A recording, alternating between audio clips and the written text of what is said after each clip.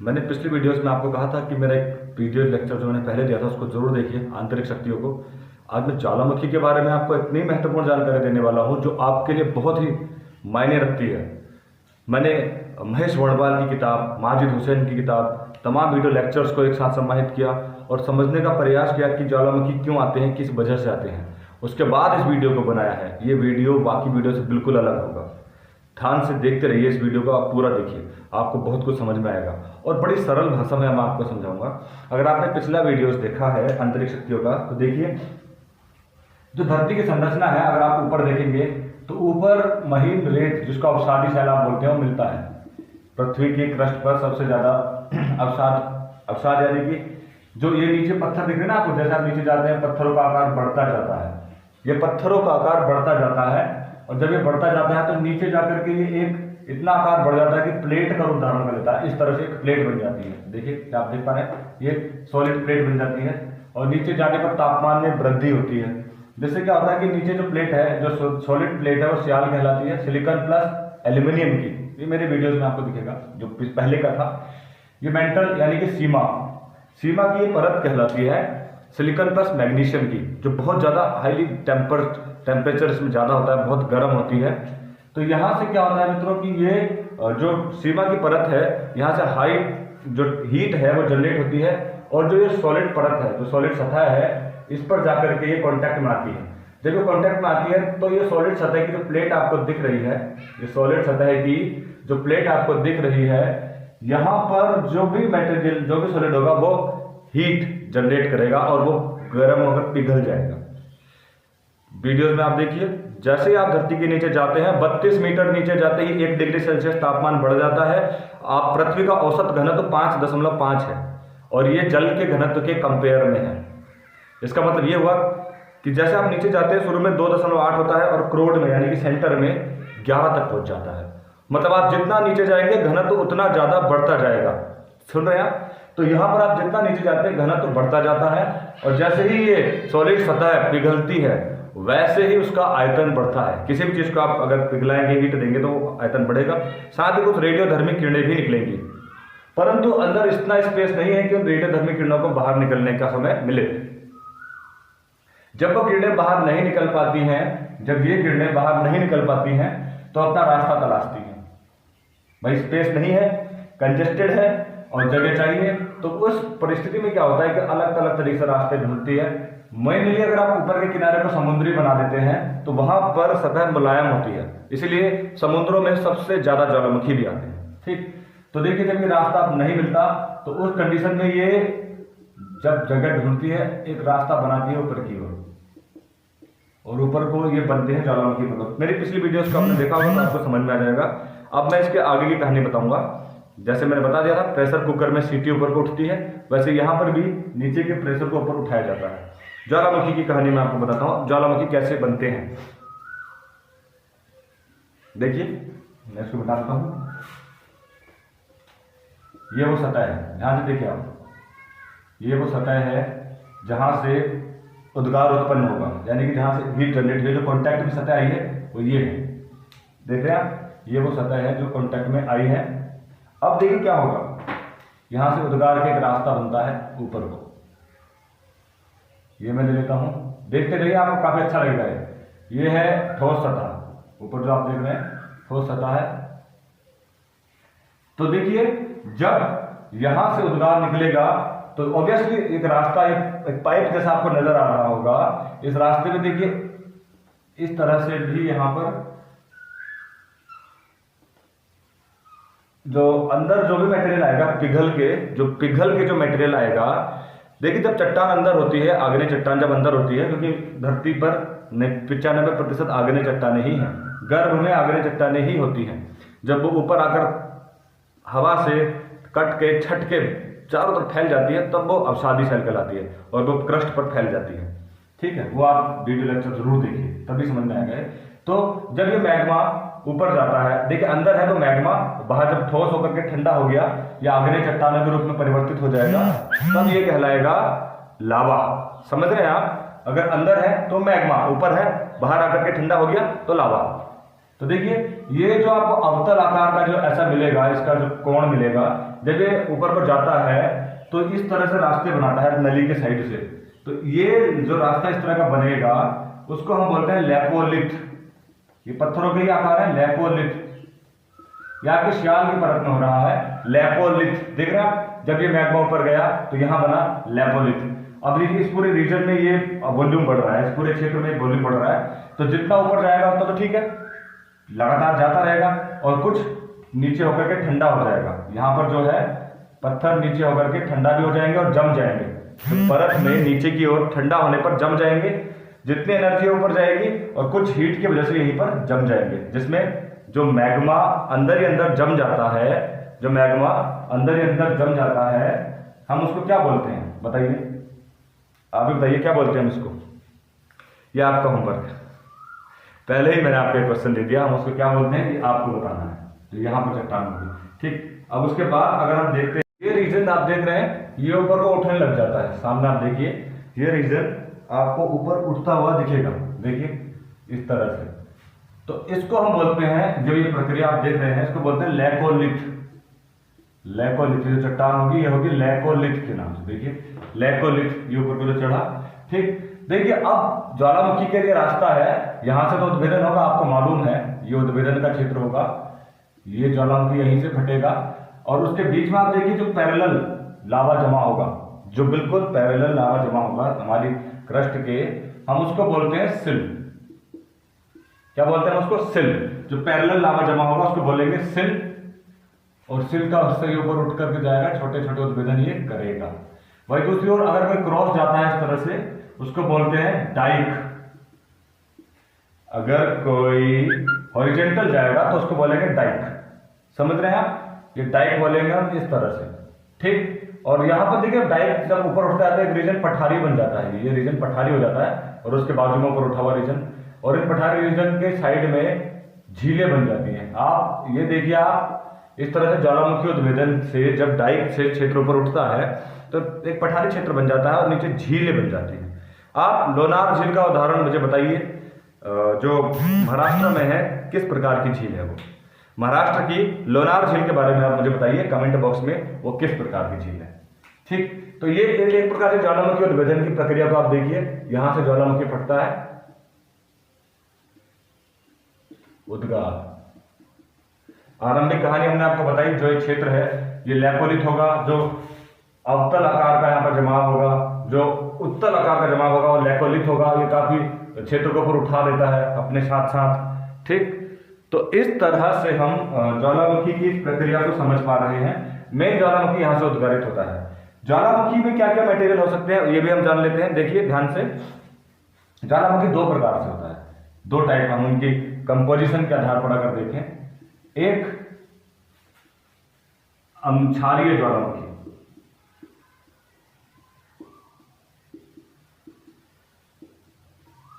क्षारीय ज्वालामुखी में magnesium, iron, इनके ऑक्साइड्स होते हैं। क्षारीय ज्वालामुखी में इनके ऑक्साइड्स होते हैं, और क्षारीय ज्वालामुखी जो होता है वो तरल होता है, यानी कि बहुत ही पतला होता है, लेकिन रंग का गाढ़ा होता है। रंग का गाढ़ा होगा लेकिन पतला होता है, क्योंकि उसमें क्षारीय ज्वालामुखी में आपको एल्यूमिनियम के, आयरन के, मैग्नीशियम के ऑक्साइड मिलते हैं। पतला होने की वजह से वो जब बाहर को निकलता है तो निकलने के बाद इस तरह से पूरे बहुत बड़े एरिया में फैलता है और बड़ा तेजी से वो भागता है। ये देखिए जब वो बाहर निकलेगा, देखिए सब ठंडा होकर के लावा कहलाएगा, और ये आग्नेय चट्टानें हैं जो अंदर से ज्वालामुखी के माध्यम से ही ऊपर आती हैं। और देखिए बहुत बड़ा खजाना भी इनके अंदर होता है, क्योंकि कई सारे खनिज जो रास्ते में मिलते हैं इसमें इसके साथ ऊपर चढ़कर आते हैं। तो ये जब फैलता जाएगा इस तरह से आकार बनेगा कुछ। क्षारीय ज्वालामुखी इस तरह से फैलेगा, पूरा एक पठारी क्षेत्र सा बना देगा, लंबा सा, ठीक। ये है क्षारीय ज्वालामुखी के लक्षण, जिसमें जो पतला होता है, यानी कि जिसकी लिक्विडिटी ज्यादा होती है, तरलता, लेकिन रंग का गाढ़ा होता है, ठीक। दूसरा ज्वालामुखी होता है, देखिए क्षारीय ज्वालामुखी मानोलोवा ज्वालामुखी है, मानोलोवा ज्वालामुखी है हवाई द्वीप में, ये उसका एक उदाहरण है। क्षारीय ज्वालामुखी के बाद है अम्लीय ज्वालामुखी।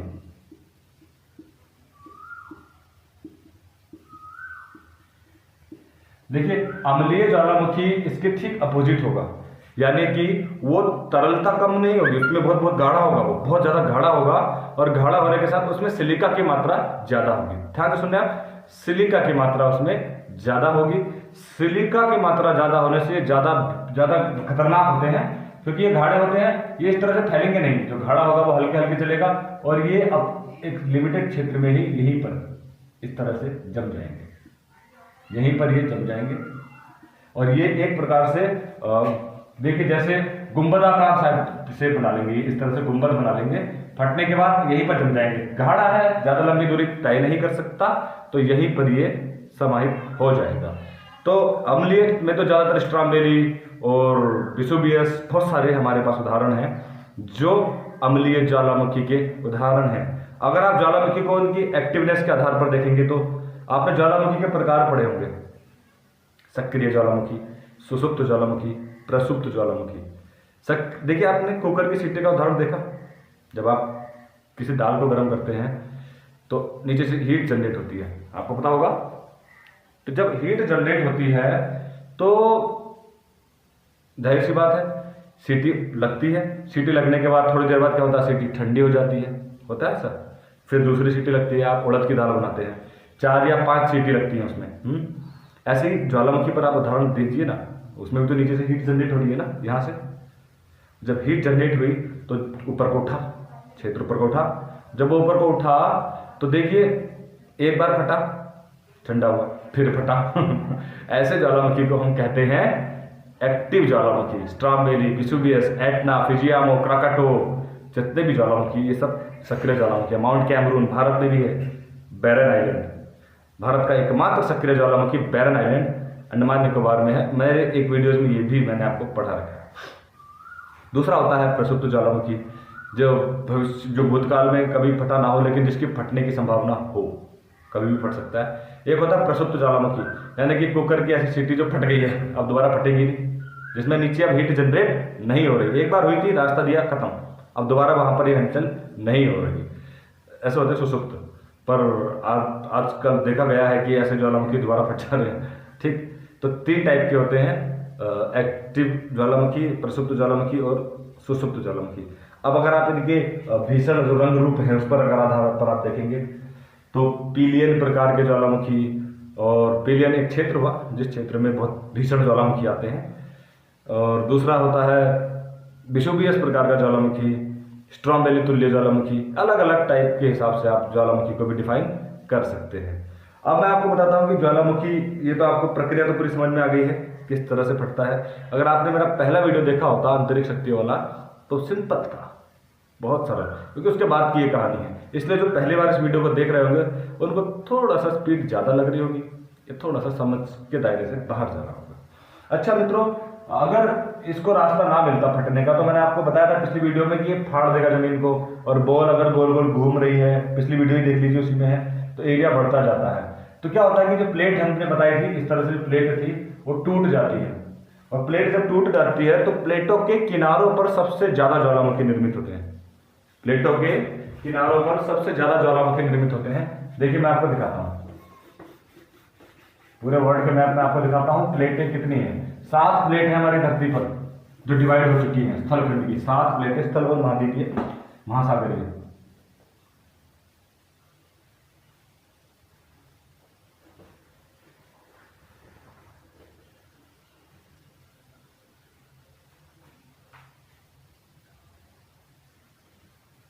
देखिए ये मैं आपको प्लेट दिखाऊंगा, कहाँ से प्लेट है।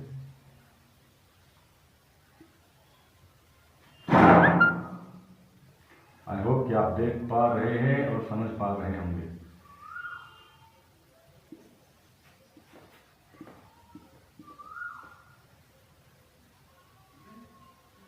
देखिए मित्रों, अब ध्यान से देखिए आप, जो प्लेट्स हैं हमारी बनी हुई, उन प्लेट्स में जो 7 प्लेट है, सबसे महत्वपूर्ण ज्वालामुखी के क्षेत्र कौन कौन से हैं मैं आपको पहले दिखा दूं। ये है हिंद महासागर,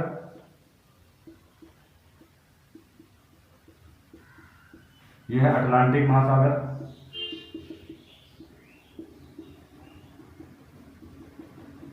ये है प्रशांत महासागर, और यही गोल धरती होने की वजह से यहां पर भी प्रशांत महासागर है, गोल है धरती सीधी। देखिए, सबसे पहले तो ज्वालामुखी के बारे में हमने बताया कि सबसे ज्यादा ज्वालामुखी आने के जो चांसेस हैं वो हैं महासागरों में। महासागरों में ज्वालामुखी सबसे ज्यादा आते हैं। ठीक, मैंने आपको पिछली वीडियो में बताया था कि जो सागर समुद्र की जो सतह होती है वो थोड़ा मुलायम होती है, और सबसे ज्यादा रिंग ऑफ फायर के नाम से जाना जाता है वो क्षेत्र जहां पर सबसे ज्यादा ज्वालामुखी आती है। उसको हम बोलते हैं परिप्रशांत पेटी। परिप्रशांत पेटी। देखिए, ये प्रशांत महासागर का क्षेत्र है, ये गोल गोल इस तरह से घूम रहा है और यहाँ तक इस तरह से फैला हुआ है। देखिए, आप धरती गोल है तो ये क्षेत्र और ये क्षेत्र, ये सब परिप्रशांत पेटी का क्षेत्र है, जिसमें ये इलाका भी आ जाता है प्रशांत महासागर का। और ये सारी पेटी कहलाती है रिंग ऑफ फायर।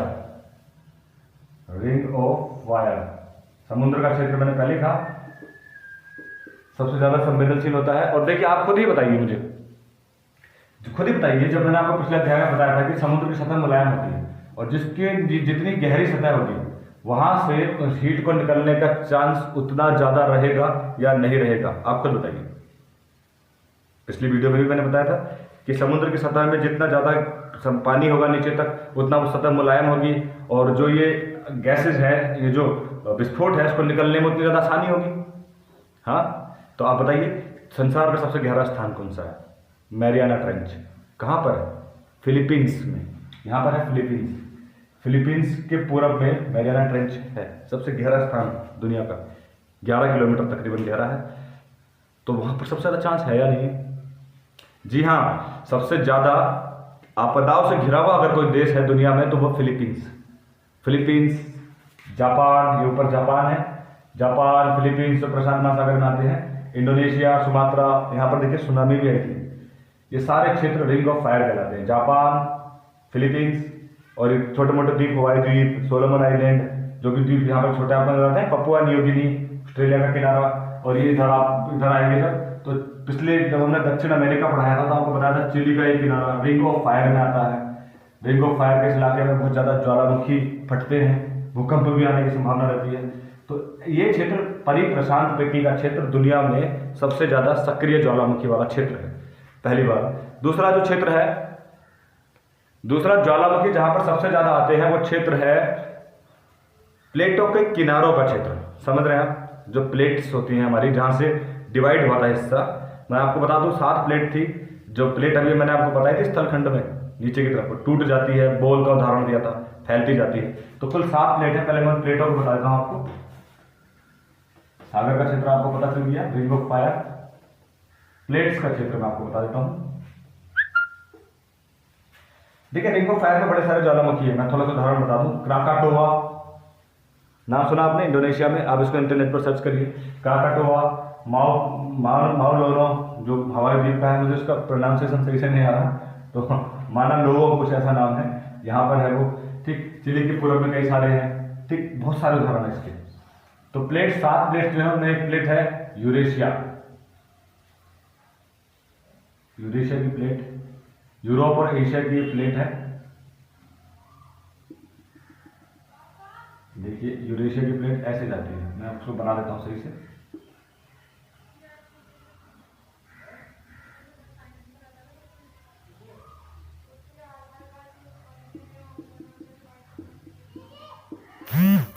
ये यूरेशिया की प्लेट है, देख रहे हैं आप?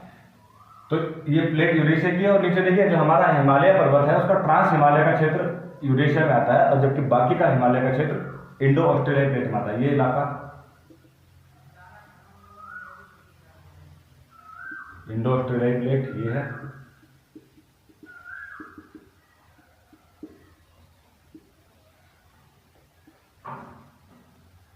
देखिए आप, इंडो ऑस्ट्रेलिया प्लेट। ये अफ्रीकन प्लेट है, ये अफ्रीकन प्लेट है जो अफ्रीका महाद्वीप में है। ये दक्षिण अमेरिकी प्लेट इधर, और ये उत्तरी अमेरिकी प्लेट, नीचे अंटार्कटिका की प्लेट है। तो कुल मिलाकर के 7 प्लेट आपको दिख रही होंगी, 1 2 3 4 5 6 7। ठीक, ये प्रशांत महासागर की प्लेट ये ऊपर है जो सबसे ज्यादा सक्रिय ज्वालामुखी के लिए प्रसिद्ध भी है। तो ये 7 प्लेट आपको दिख रही होगी। तो प्लेटों के किनारों पर सबसे ज्यादा चांस होते हैं ज्वालामुखी के आने के। तो ये प्लेट के किनारे हैं, देखिए आप, ये ज्वालामुखी का संभावित क्षेत्र। इनमें यहाँ पर आप आए हैं भूमध्य सागर में, ये भूमध्य सागर का क्षेत्र है, ऊपर यूरोप है, नीचे अफ्रीका है। यहाँ पर संसार में सबसे ज्यादा ज्वालामुखी परिप्रशांत पेटी में आते हैं। दूसरे नंबर पर आते हैं मध्य महाद्वीपीय प्लेट में। बड़ा अजीब इत्तेफाक भी है, सबसे ज्यादा तो समुद्र में आते हैं, लेकिन उसके बाद भी समुद्र में आने चाहिए थे, लेकिन प्लेटों के किनारे पर होने की वजह से ज्यादातर प्लेटों के किनारे समुद्र में ही है, देखिए आप। लेकिन ये प्लेट का किनारा एकमात्र, क्योंकि यूरेशिया, यूरोप और एशिया दोनों का कॉम्बिनेशन है, इसमें कोई समुद्र सीमा नहीं बनी। बाकी महाद्वीपों में समुद्र सीमा बनती है, इसमें नहीं बनती है, जिस वजह से इस प्लेट को मध्य महाद्वीपीय प्लेट भी कहा जाता है, क्योंकि ये मध्य महाद्वीप से चल के आ रही है। यहाँ पर आप देखिए भूमध्य सागर में स्ट्रॉम्बेली नाम का एक ज्वालामुखी है, उसको भूमध्य सागर का प्रकाश स्तंभ कहा जाता है। स्ट्रॉम्बेली, विसुवियस, एटना, बड़े प्रसिद्ध बहुत बड़े बड़े ज्वालामुखी यहाँ पर मिलेंगे आपको। इस क्षेत्र में, भूमध्य सागर के क्षेत्र में बहुत ज्वालामुखी है, प्लेटों का किनारों का क्षेत्र है। परीक्षा में देखा, इसमें एक सवाल कई बार पूछा गया है कि ज्वालामुखी निम्न में से कौन सा क्षेत्र ज्वालामुखी संवेदनशील है, नक्शा बना दिया जाता है। आया था ना पेपर में सवाल, आपको ढूंढने को कहा गया, तो आपको ये देखना था कि प्लेटों के किनारे पर कौन सी जगह बनती है, वो जगह ज्वालामुखी के लिए मुफीद जगह होगी, जहां पर सबसे ज्यादा चांसेज हैं ज्वालामुखी के आने के। तो ये इलाका होगा। देखिए स्ट्रॉम्बेली तो आप भी देख सकते हैं नक्शे में, और एटना, माउंट एटना बहुत खतरनाक ज्वालामुखी क्षेत्र है, ठीक। और तीसरे नंबर पर सबसे ज्यादा जो सक्रिय क्षेत्र है ज्वालामुखी का, वो है अटलांटिक महासागर। देखिए यहाँ पर भी एक प्लेट जाती है, अफ्रीकन प्लेट और अमेरिकन प्लेट से हटके ये इलाका जो अटलांटिक महासागर का है, ये वाला इलाका, ये थर्ड नंबर पर आता है सबसे ज्यादा ज्वालामुखी के मामले में। थर्ड नंबर पर आता है ये क्षेत्र जो आपका मध्य अटलांटिक महासागर का क्षेत्र है। तो मित्रों, ज्वालामुखी की ये एक कहानी है जो भारत के में तो सिर्फ बैरन आइलैंड में आता है, क्योंकि भारत में भी समुद्री क्षेत्र में ही आएगा, ज्यादातर ज्वालामुखी समुद्री क्षेत्र में ही आता है। मात्र मध्य महाद्वीपीय क्षेत्र ऐसा है, वहां पर भी भूमध्य सागर में ही आता है। अफ्रीका कॉन्टिनेंट में माउंट कैमरून को छोड़कर कोई भी ज्वालामुखी नहीं है। यूरोप में नीचे की तरफ है, भूमध्य सागर की तरफ। एशिया में इस बॉर्डर पर ज्वालामुखी है, लेकिन नजर नहीं आते कोई ज्यादा बड़े ज्वालामुखी इधर भी। सबसे ज्यादा परिप्रशांत पेटी में, प्रशांत महासागर के उस क्षेत्र में आते हैं सबसे ज्यादा ज्वालामुखी। सबसे ज्यादा गहरा स्थान है वो, संवेदनशील है। तो मित्रों, अगर आपको ये जानकारी अच्छी लगी तो जरूर, फैक्ट आपको कुछ किताबों से भी पढ़ने पड़ेंगे, उनके नाम, ज्वालामुखी के नाम। मैं आपको सिर्फ एक एक्सप्लेनेशन के तौर पर आपको बताता हूँ किस तरह से ज्वालामुखियों के बने हैं। अगले अध्याय में हम बात करेंगे भूकंप की। आशा करता हूँ आपको ये वीडियो अच्छा लगा होगा।